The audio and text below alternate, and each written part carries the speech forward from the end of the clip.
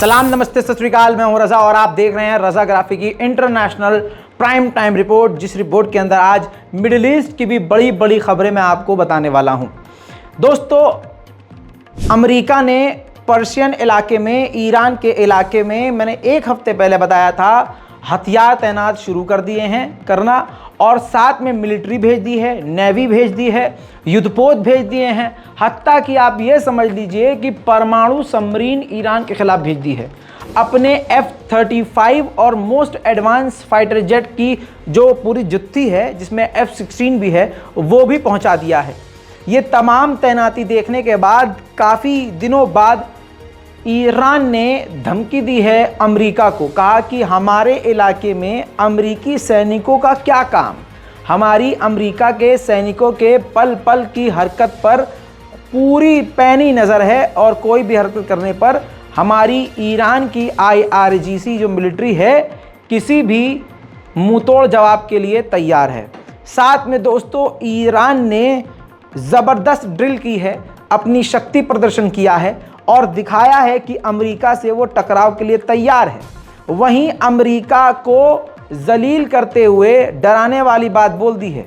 जलील करने वाली बात ये कि अमेरिका सोच रहा था कि हम हथियार तैनात करेंगे तो ईरान पीछे हट जाएगा या शांत हो जाएगा, बल्कि इसका उल्टा हो गया है। अब ईरान ने यह भी कह दिया है कि हमने नेवी को एडवांस मिसाइलें दे दी हैं, जिनकी रेंज यानी मारक क्षमता 1000 किलोमीटर है, यानी सीधा अमेरिका के अड्डों तक को निशाना IRGC ईरान की बना सकती है। हालात इतने ज़्यादा ख़राब हैं, मामला आपको ग्राफ के ज़रिए समझाता हूँ। ये देखिए, हॉर्मुज़ का इलाका है, समुद्री इलाका जो ईरान का इलाका है। हॉर्मुज़ के इलाके से पूरी दुनिया में 20% गैस और तेल एक्सपोर्ट होता है समुद्र के रास्ते से। तो 1988 में जंग हुई थी ईरान और अमेरिका की। उस वक्त भी आपको बताऊं, इंटरनेशनल मीडिया रिपोर्ट है और नेशनल रिपोर्ट भी मौजूद है। 1988 में भी जब ईरान से जंग हुई थी अमेरिका की, तब भी अमेरिका ने इतने सैनिक तैनात नहीं किए थे जितनी सेना अब हॉर्मुज़ के इलाके में तैनात है। बल्कि रिपोर्ट ये कह रही है कि वर्ल्ड वॉर 2 में भी अमेरिका ने कहीं इतने सैनिक तैनात नहीं किए जितने इस वक्त ईरान के हॉर्मुज़ के इलाके में अमेरिका ने अपनी मिलिट्री तैनात की है। ईरान में फसाद की वजह माशा अमीनी, उनकी डेथ एनिवर्सरी, उनके मौत को जब 1 साल हुआ, तो इस दौरान ईरान ने अपने कानून को और सख्त कर दिया। आर्टिफिशियल इंटेलिजेंस कैमरे का इस्तेमाल कर रहा है और उन कैमरों के ज़रिए जो महिलाएं पब्लिक में बेहिजाब घूम रही हैं, उनको गिरफ्तार कर रहा है आइडेंटिफाई करके, और उनको अस्पताल भेजा जा रहा है, ये मानते हुए कि इनकी दिमागी तबीयत ख़राब है।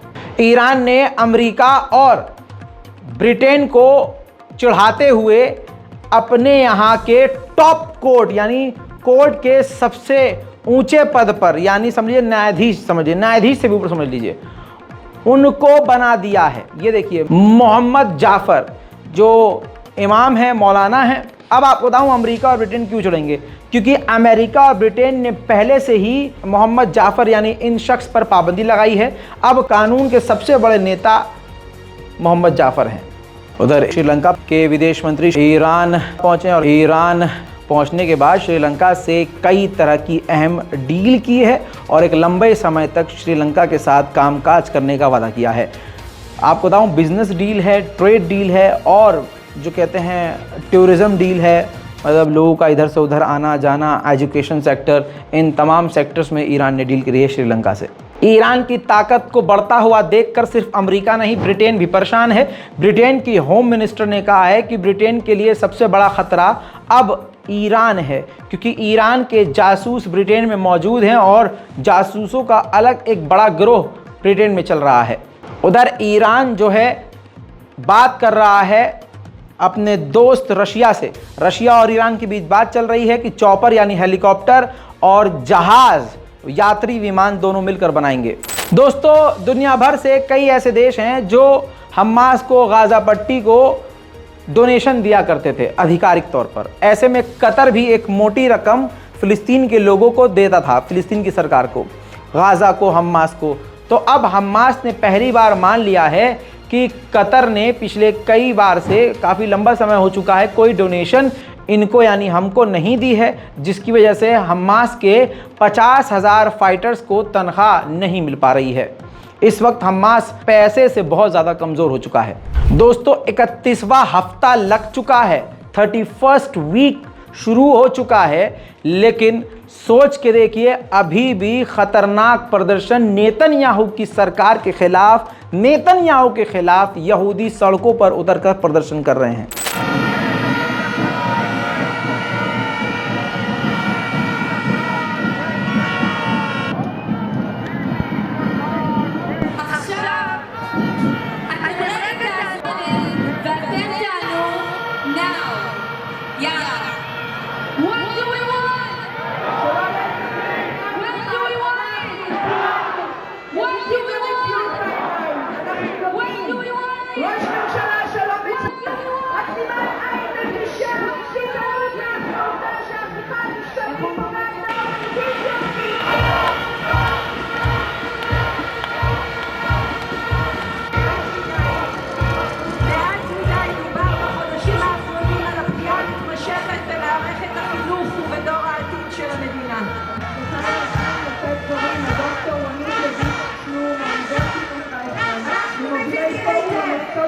הממשלה מקריבה את העתיד.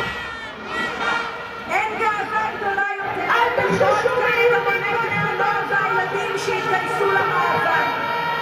אין גאווה.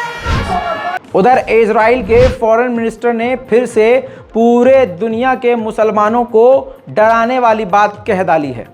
उन्होंने कहा कि सऊदी अरब और इजराइल के पीस डील के बीच में फिलिस्तीन 2 स्टेट सॉल्यूशन का कोई भी मुद्दा अटकने वाला यानी रोड़ा नहीं है, यानी फिलिस्तीन का मुद्दा है ही नहीं बीच में सऊदी अरब और इजराइल के बीच में।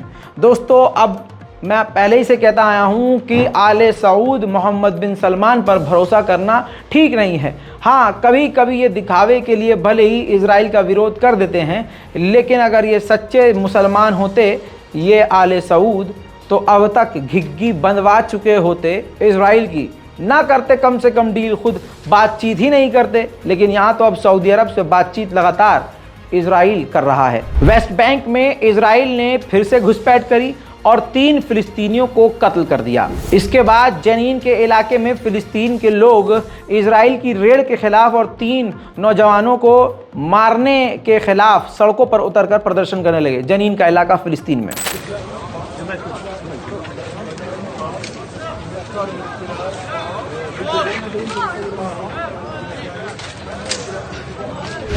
उधर मस्जिद अल अक्सा में यहूदियों ने फिर से घुसपैठ की है।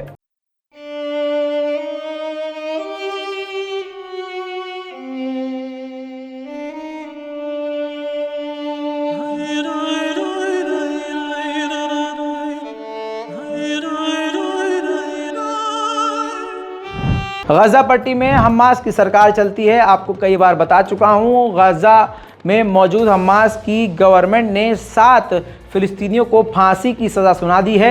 इल्ज़ाम यह है कि वो 7 लोग इजराइल के लिए जासूसी कर रहे थे। उधर दोस्तों लेबनान के अंदर फिलिस्तीनियों के रेफ्यूजी कैंप में 2 अलग अलग गुट फिलिस्तीन के ही आपस में ही भिड़ गए। ऐसे भिड़े कि पूरा इलाका गृह युद्ध में तब्दील हो गया। गोली चल रही है, बम चल रहे हैं, मिसाइलें चल रही हैं, इस तरह की वारदात वहाँ हो रही है। फिलिस्तीनी को मार रहे हैं, एक गुट दूसरे गुट को मार रहा है। हालात इतने ख़राब हो गए कि सऊदी अरब, जर्मनी, ब्रिटेन, फ्रांस, कई बड़े बड़े देशों ने, मुस्लिम देशों के साथ साथ कई सारे देशों ने लेबनान से अपने अपने नागरिकों को निकलने को कह दिया। जिसके बाद लेबनान के प्रधानमंत्री सामने आए और उन्होंने कहा कि आप लोगों को परेशान होने की ज़रूरत नहीं है, अब स्थिति कंट्रोल में है। सच्चाई ये है कि अभी भी स्थिति कंट्रोल में नहीं है, ये सिर्फ बात कहने वाली उन्होंने कही है। मैंने आपको बताया था कुरान का अपमान करने वाले वो लोग हैं जो इराक से पहुँचे हुए हैं, स्वीडन या डेनमार्क पहुँचे हैं, ईरान से डेनमार्क पहुँची महिलाएं हैं। तो ईरान में उनको नंगा रहने की चाहत थी कि हम नंगे रहें। जैसे भारत में आप देख रहे हैं हर जगह, मतलब फ्रीडम के नाम पर कि हम कुछ भी पहन सकते हैं, मेरा जिस्म मेरी मर्ज़ी वाला फॉर्मूला इस्तेमाल करके नंगी रहना चाहती हैं, और वो सभ्यता के ख़िलाफ़ है। हमारे भारत में भी सभ्यता सब कुछ है भाई, सभ्यताएं हैं, हमारे हिंदू जो भाई हैं उनके यहाँ भी ऐसा नंगापन, ओछापन बिल्कुल नहीं है कि भाई पूरी लड़की जो है, मतलब समझ रहे हैं आप, बिल्कुल खुल के ऐसे नंगपन पर आ जाए। हालांकि पर्दा मुसलमानों में ज़्यादा है, इस्लाम में ज़्यादा है। तो अब जो ईरान की महिलाएं हैं जो नंगी रहना चाहती थी, उन्होंने माशा अमीनी के नाम पर खूब हुड़दंग मचाई और फिर वो अपनी जान बचाकर भागी कहाँ, दूसरे देश। अब वहाँ उनको नागरिकता ये नहीं है क्योंकि वापस ईरान जा नहीं सकते, ईरान लटका देगा। तो अब उन देश को और यूरोप को खुश करने के लिए और इस्लामिक देशों से नफ़रत करने वाले, इस्लाम से नफ़रत करने वाले देशों को खुश करने के लिए कुरान जलाया जा रहा है। इसी तरह से देखिए, ईरान की ये महिला है जो रेफ्यूजी है ईरान की, ये डेनमार्क में है और डेनमार्क में ईरान एम्बेसी के बाहर इसने कुरान पाक की फिर से तौहीन की है। इस बार तौहीन करने का नया तरीका ये अपनाया है कि कुरान के पन्नों को फाड़कर उसको कद्दूकश किया है। खैर, कुरान पर चप्पल मारने से, कुरान को आग में जलाने से, कुरान को कद्दूकश करने से अल्लाह पर, इस्लाम पर कोई भी फ़र्क पड़ने वाला नहीं है। क्या आप अपने नेता का किसी तानाशाह का नाम लिखकर कागज़ पर उस पर चप्पल मारेंगे तो तानाशाह पे कोई फ़र्क पड़ेगा? नहीं पड़ेगा। ऐसा ही तानाशाह है जो पूरे भारतवासियों की बद्दुआ ले रहा है। उसे पता है लोग उसको गाली बक रहे हैं, सामने आकर कहता है भाइयों बहनों वो मुझे गाली बकते हैं, इतनी तरह की गाली बकते हैं, लेकिन क्या उस पर कोई फ़र्क पड़ता है? नहीं पड़ता।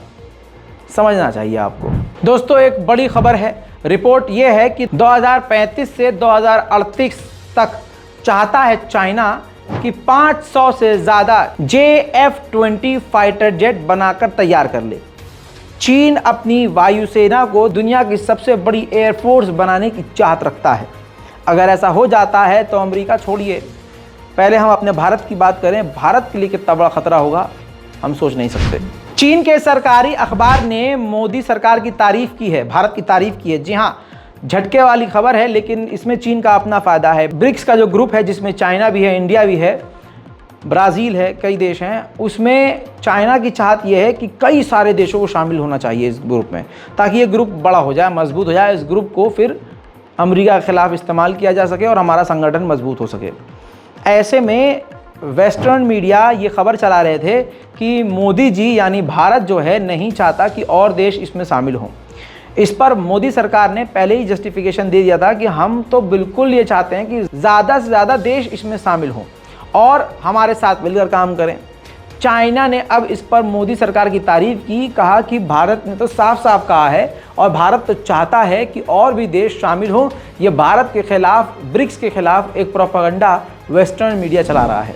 साउथ चाइना सी में फिलीपींस का एक छोटा जो समुद्री जहाज़ होता है, बहुत छोटा सा, वो अपने सैनिकों के लिए जो युद्धपोत पर अलग अलग जगह तैनात हैं, खाना लेकर जा रहा था। फिलीपींस का जहाज़ फिलीपींस के सैनिकों के लिए। साउथ चाइना सी के अंदर का ये मामला है। तो वहाँ एक चीन का युद्धपोत मौजूद था, तो चीन के युद्धपोत के द्वारा उस फिलीपींस के जहाज़ के ऊपर पानी से हमला कर दिया गया। पानी की बौछार मारकर उसके जहाज़ को, फिलीपींस के जहाज़ को डुबाने की कोशिश की गई।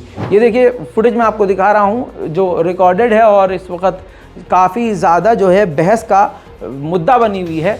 अमेरिका समेत कई देश बुरी तरह से नाराज़ हैं और ख़ासकर फिलीपींस बुरी तरह से नाराज़ है। सीधी सीधी बात यह है कि चाइना इस वक्त कई सारे देशों से पंगे ले रहा है और ज़बरदस्ती जो है लड़ाई के मुद्दे खड़े कर रहा है। दोस्तों, इंटरनेशनल लॉ का उल्लंघन है, पानी से हमला किया गया है और आखिर में फिलीपींस के उस जहाज़ को मुड़ना पड़ा। बिना किसी वजह चीन का ऐसा कांड कर देना ये किसी भी देश को पसंद नहीं आ रहा है। इस कांड के बाद फिलीपींस ने और वियतनाम ने हाथ मिला लिया है चीन के खिलाफ कि अब चीन के खिलाफ हम काम करेंगे। चीन अपनी हरकतों से सभी देशों को अपना दुश्मन बना रहा है। उधर आपको बता दूं कि MG हेक्टर, आपने इस गाड़ी को सुना होगा। MG का जो लोगो है, आपको बता दूं ये जो कंपनी है ये चीन की कंपनी है जो अभी भारत में बहुत उड़ाते फिरते हैं MG हेक्टर और कहते हैं कि हमारी तो गाड़ी लग्जरी है लेकिन है चाइना का माल। आपको बता दूं कि अब ब्रिटेन ने इसी MG कंपनी के लिए बोला है कि ये जो कंपनी ब्रिटेन में मौजूद है और गाड़ियों का प्रोडक्शन कर रही है और काफ़ी बड़ी कंपनी है ये MG, 1920 की कंपनी है ये, बहुत पुरानी। तो आपको बता दूं कि अब ब्रिटेन ने कह दिया है कि चाइना की ये कंपनी हमारे देश के लिए खतरा है, इससे चाइना हमारी जासूसी कर सकता है। नेपाल की तरफ से भारत को एक तगड़ा झटका है। नेपाल की पार्टी के नेताओं के द्वारा, जो पार्टी अभी वहां सरकार में है, उन्होंने कहा है कि नेपाल को भारत की तरफ ज़्यादा झुकना नहीं चाहिए, भारत के करीब नहीं होना चाहिए, क्योंकि इसकी कीमत चाइना होगी। यानी इस वक्त नेपाल चाइना का दामन छोड़ना नहीं चाहता। खबर आपको बताता चलूं पाकिस्तान की। पाकिस्तान एकदम बेगैरती पे उतारू है। एक तो पाकिस्तान का रवैया समझ में नहीं आता, मतलब पता नहीं कौन सा नशा कर रहा है पाकिस्तान। पाकिस्तान की सरकार ने कहा है कि भारत से हम चाहते हैं बातचीत अच्छी करें, रिश्ते अच्छे करें, लेकिन पाकिस्तान के जो दूसरे नेता हैं, हिना रब्बानी, वो ये कह रही हैं कि जब तक कश्मीर का मुद्दा हल नहीं होगा हम रिश्ते ठीक नहीं करेंगे। अबे पहले तुम डिसाइड कर लो कि बोलना क्या है।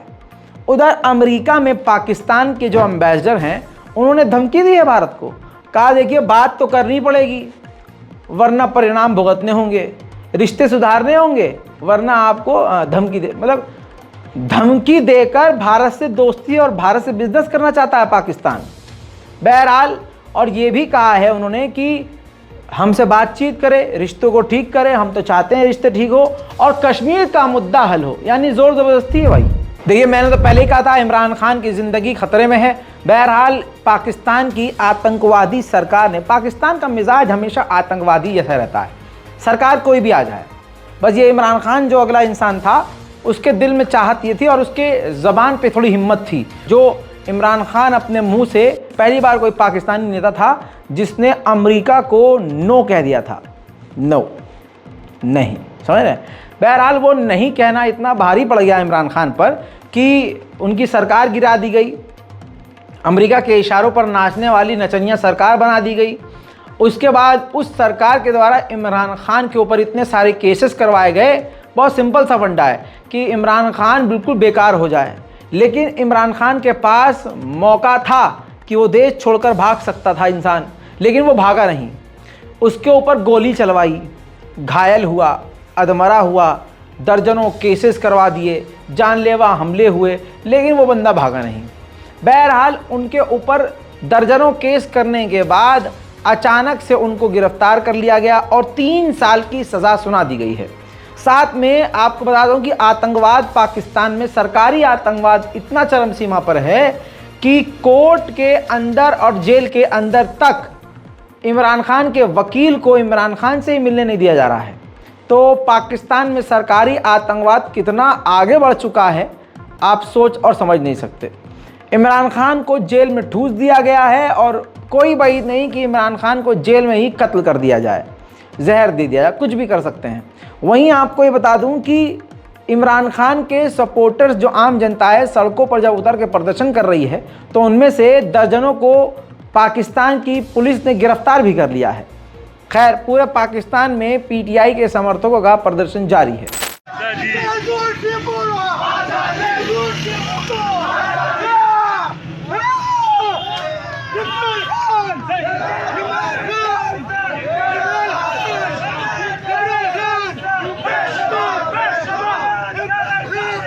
बेशुमार बेशुमार बेशुमार बेशुमार बेशुमार।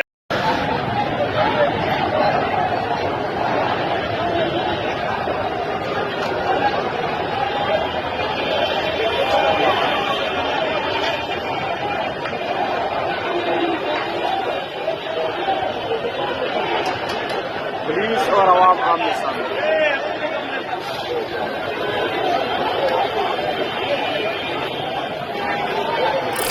इसी पाकिस्तान से एक दुखद खबर बताना चाहूँगा। हज़ारा एक्सप्रेस पटरी से उतर गई पाकिस्तान की, जिससे 35 लोगों की मौत हो गई और दर्जनों घायल हैं। पाकिस्तान की जो रेल मिनिस्ट्री है वो इसकी अभी जांच कर रही है कि पटरी से आखिर हज़ारा एक्सप्रेस कैसे उतरी।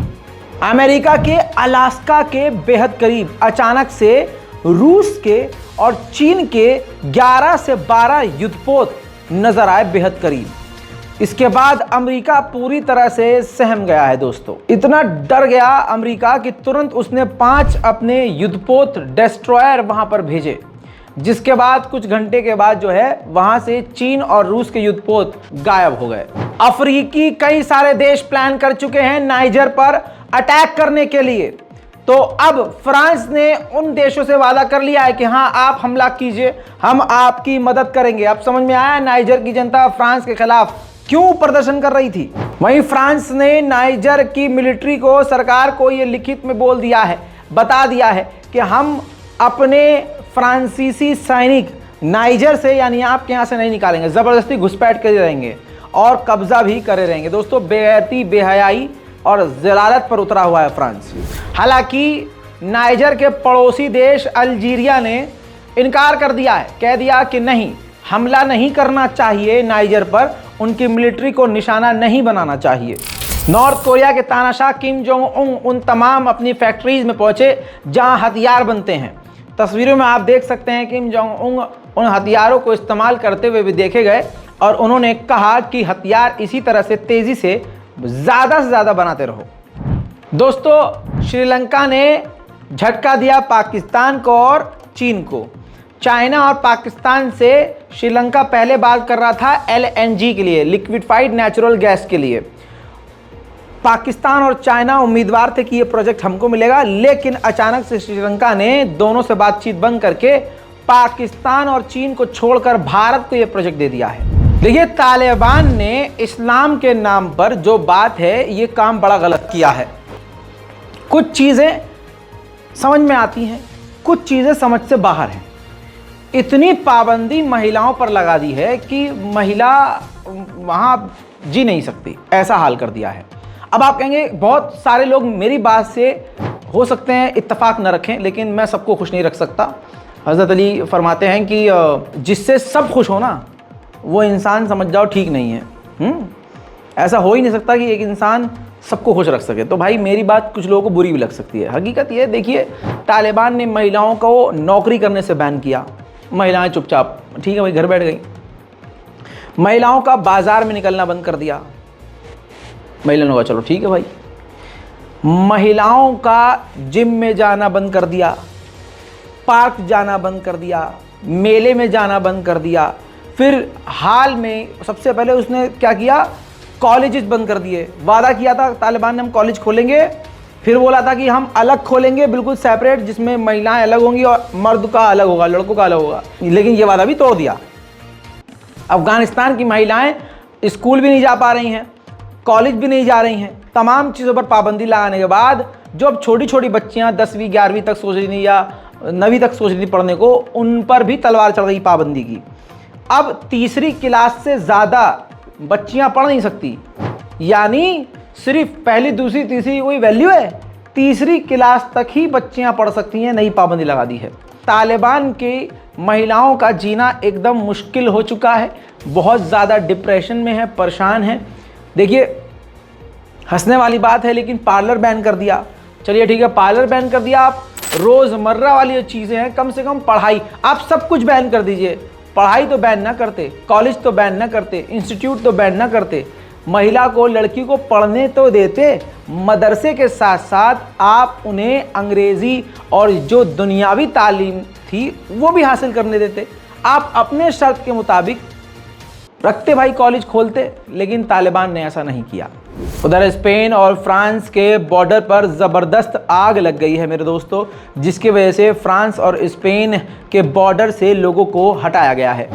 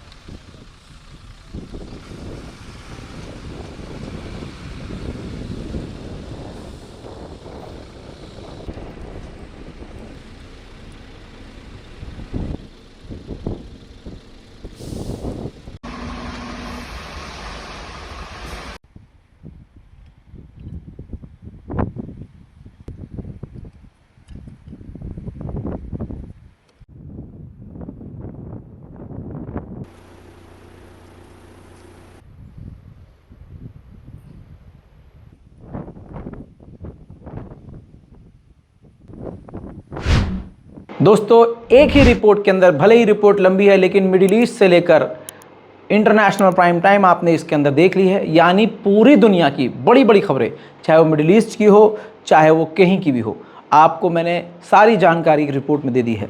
उम्मीद करता हूं कि हमारी ये मेहनत आपको पसंद आएगी और कम से कम आप हमारे चैनल को सब्सक्राइब करेंगे।